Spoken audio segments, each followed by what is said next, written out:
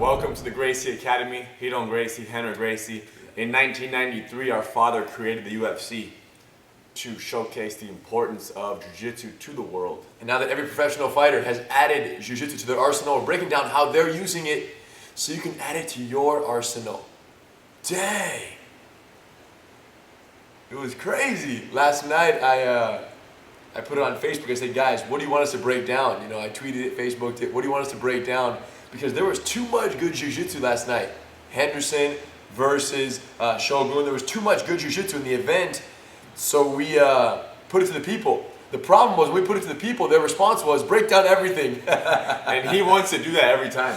I know, you guys. It's for the love. It's for the love. Oh. There's so many educational moments last night that we had a tough time picking, but based on the people's feedback and what we noticed in the fights that we watched, there were some critical moments we want to talk about. Submission of the night, we'll start with that one.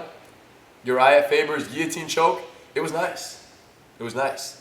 Okay, Hendo just said it a second ago. Said guillotines are not easy to get in a fight. The guillotines are tough, especially when there's no gi and the guy's flapping around, Especially and the person defending knows how to move around and to defend. So when Faber caught the neck right here on Brian Bowles, he was about side mount, lay down. This is after beating him up for several minutes, punching, elbowing. Bowles came up from the side mount for like a single leg. Faber spun around this way and then wrapped your arm here. Boom. Standard guillotine wrap, came in, grabbed his own wrist. And then from here, to finish this with you a little bit, he wanted to shoot his bottom knee in across the stomach, and he wanted to, let me do it once. Yeah. He wanted to go boom, boom, and catch here. Kind of like a modified guard, okay, or like a 3/4 guard, where you have one shin across the belly, one leg over the back, and you can get extreme pressure from here. Now, as this was shot though, Bowles rolled, go ahead, boom, and Faber kind of followed up to here, where he still had the leg kind of clinged on. So it was very impressive how he remained kind of stuck to his opponent. And then using that leg, he was able to pull himself up to the full mount, put his hooks in, and full hooks from the mount with the guillotine is probably one of the most devastating finishing positions, because you have the hip pressure, you have the neck crank, as well as the choke, and you have the anchorage of your legs onto their body. So it's a pretty much done deal once you're mounted with the full guillotine like that. You could tell there wasn't that many escape attempts. From the mount. Yeah. Bottom. Oh yeah. Oh yeah. Once it was mounted, it was pretty much He done. knew himself. It was like, wow, this is not the best place to be. So it was very impressive, and I think the most impressive part about it was his clinginess, how Faber was able to latch onto the neck, and even though Bowles was moving around and doing that flip turn, how Faber was able to stay connected throughout the whole thing. Very impressive. I think that there was an equally, if not more impressive, submission of the night, another submission of the night, which was Chris Weidman's Dar's choke on Tom Lawler in the first round of their fight. That was when he was side mounted. Let's talk about that. Some people weren't fully understanding of how that worked. I think he was here against the cage. He was turning in, and then Chris shot this hand underneath. Initially, Chris just kind of grabbed his wrist. Tom Lawler went to his knees right here. He got up once, and then Chris had his hands latched on like this. You couldn't see it from the angle that the camera was, but he had his hands palm to palm gable grip here, using this forearm to push down. So look what's happening here. We're shooting under, boom, locking here. He cranked the neck, forcing him to lay down again. When he threw him down on that first shot, that's when he based out, shot the hand deeper, and then finally got a hold of his bicep. From here, Tom went up to his knees again. And the reason he kept going to his knees, because that's a legitimate escape attempt. When you go to your knees, you really lay on your back facing in here. The Dar's choke that he caught him in is dangerous when your arm and neck are together. When he goes to his knees, go to your knees. Look how it opens it up right there. It creates that space. Okay, under one condition, that they don't do what Chris Weidman did, which is crank your neck and fold you back down. So he shot the hand through, he had it locked, and then when he went to the knees the second time, he already had his bicep. That's when he knew it was bad. And then Chris did a very nice move right here. Put your other elbow out even. What he did is he threw his body underneath. He spun here, folding the neck, forcing Tom to roll over. And then we ended up in this situation here. And then he was choking from here. It's almost like a north-south, so they're facing opposite directions.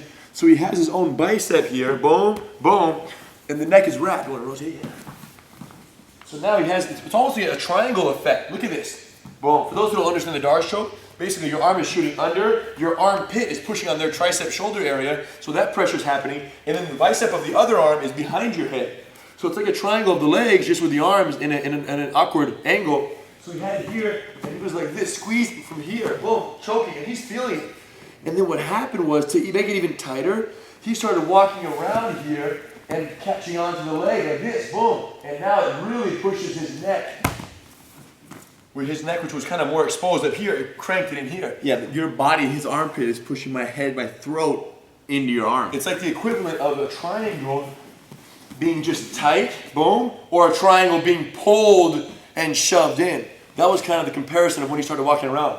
Now what's crazy is a triangle, Darce choke, arm wrapping the neck, simulation triangle, or an actual leg triangle, even without the crank of the neck, the pressure on the arteries is extreme. So much so that the guy passed out way before.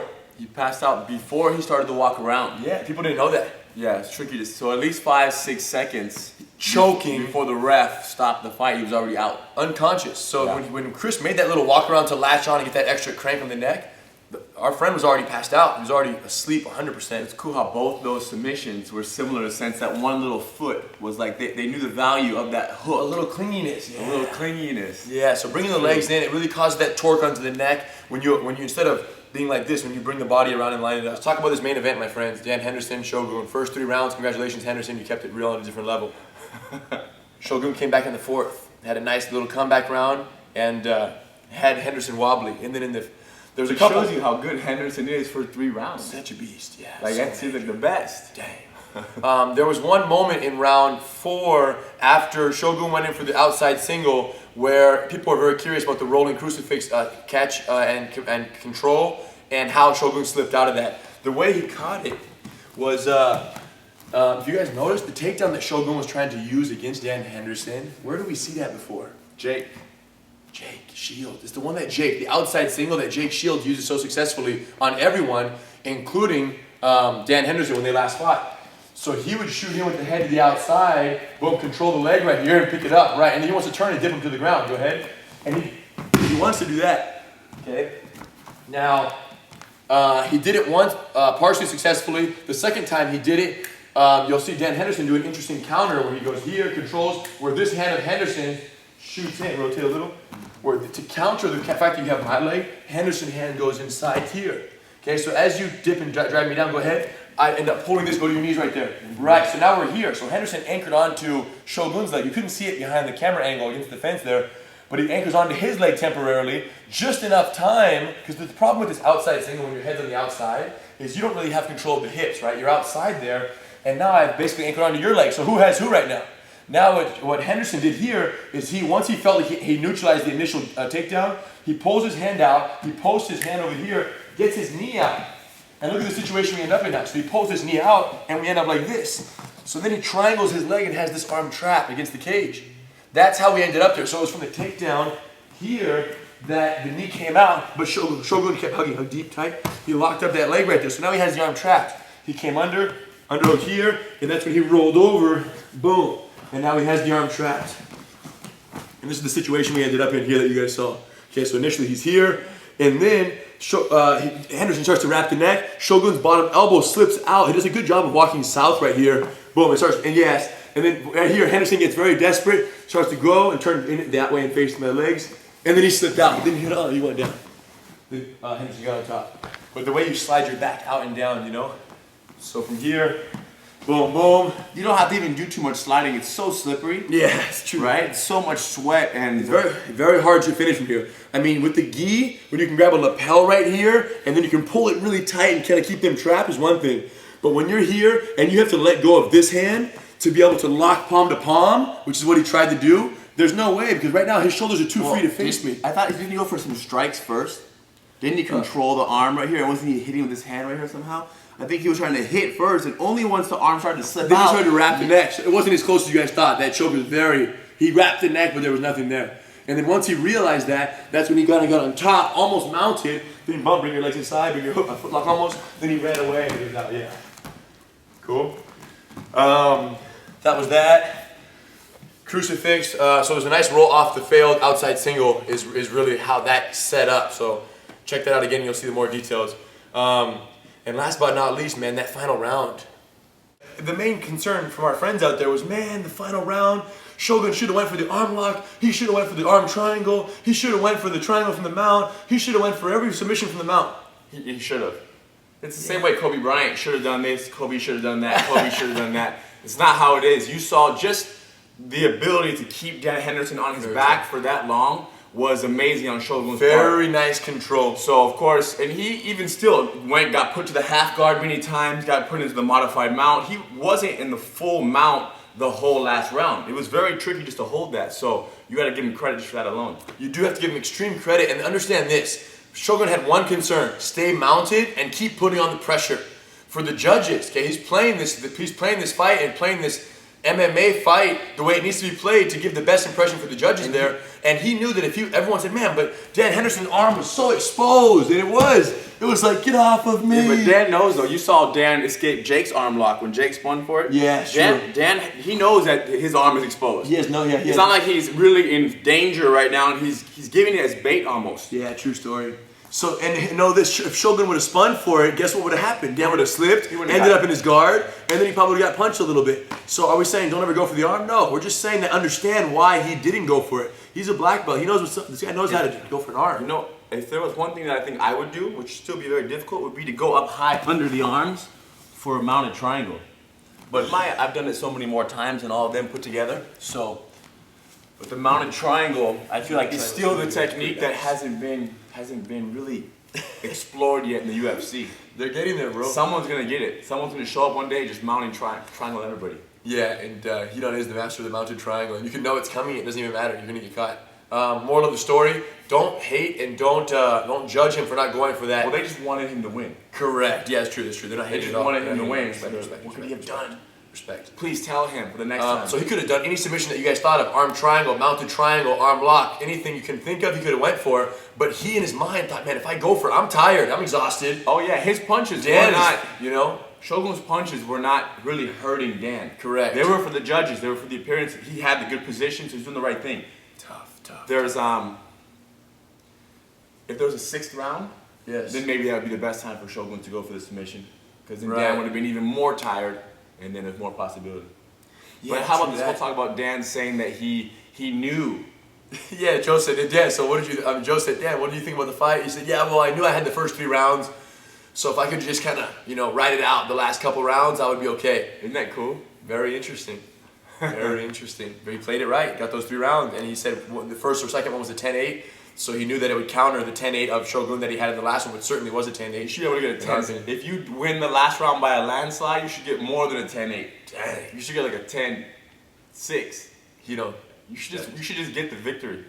10-4. Good job, both you guys. Congratulations, great fight. Goes down as one of the best of all time. Incredible battle, incredible war, very fun to watch.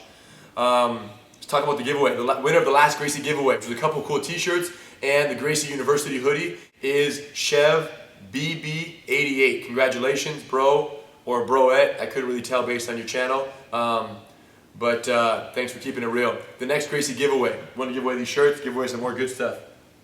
Broette. And we'll give away these exact shirts too. They're a little sweaty. Come on, bro, keep it real. Come a little closer so make sure the back of the shirt real quick. Excuse me.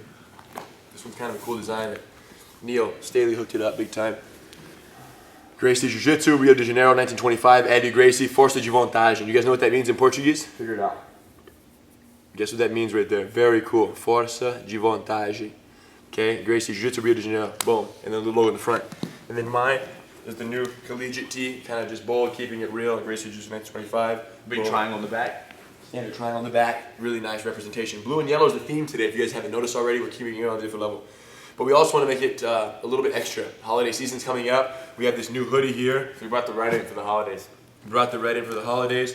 And the winner of the next Gracie Giveaway is going to get some good stuff. Check it out. Boom. Zip up hoodie. Red applique. Come a little closer. I want to show you guys something. Come real close, real close, real close. No, to my chest so you guys can see the embroidery quality here. Look at this. Each letter individually cut and sewn. Applique, full style. Okay. And Gracie triangle on the back right here. A whole different level. This is the highest level of representation right here, especially in the holiday season. But we want you guys to be able to keep it real while you drive, okay? While you're driving your car. So look what we got for you guys, okay? On your way to the car, make sure your keys are well protected and taken care of with your Gracie Academy official belt, key protector, keychain. Okay, this is the actual belt right here.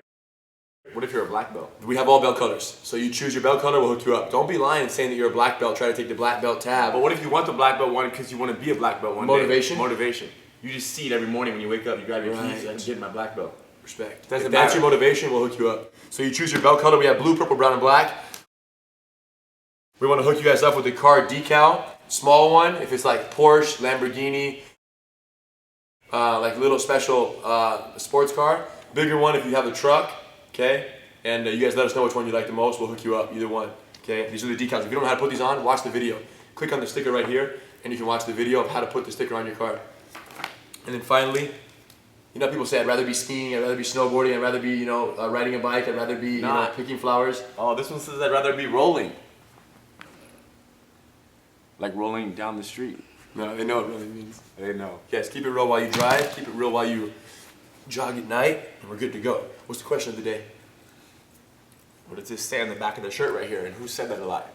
Dang. Figure out what that means in the back of his shirt right there. Look it up. Google Translator. And whose favorite word was it? And most importantly, we're having a Thanksgiving sale. We'll announce it now. It's kind of under the wraps right now, though. Thursday, Thanksgiving, all the way through Monday. So 4 or 5 days right there. 20% off everything in the Gracie store. Take full advantage. Tell your friends. Make it happen. It's a once-a-year sale that we do. Take full advantage. Get your goodies. If you don't win the drawing, which you won't know until after the fact, but you probably aren't going to win. So get your goodies anyways. And if you do win them, you can return them and we'll hook you up. If you do win, you have extra goodies. You give it to someone else. Holiday season. Someone you're thankful for. Giving is caring.